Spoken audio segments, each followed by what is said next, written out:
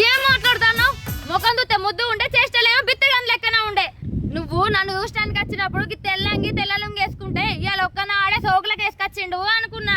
కానీ ఎల్లకాలం గిదే బట్టలు తిరుగుతావా? నాకేమెరక. పెళ్లిళ్ళకి పోయినా గివేనా, ఏడికి పోయినా గివ్వే అంగిలు వేసుకొని తిరుగుతావు. నా వాళ్ళు నేను నాకు ఇచ్చిన బతుకని తాగం చేసిరు. చేసుకున్న పాపానికి సంసారం వెళ్ళ తీసుకోవాలే కదా. మెడకు పడ్డ పాము కర్వ కలుపుతుందా? ఇక నడువు. వంకాయలు దింపడానికి గనికిదని పిలిచినావా లేదా? పిలిచినా ఇంటికి పోయి పిలిచిందే. ఇదేమన్నా ప్రైవేట్ నౌకరా, గవర్నమెంట్ నౌకరీ లెక్క. వాళ్ళు ఇష్టం ఉన్నప్పుడు వస్తారు, ఇష్టం ఉన్నప్పుడు పోతారు.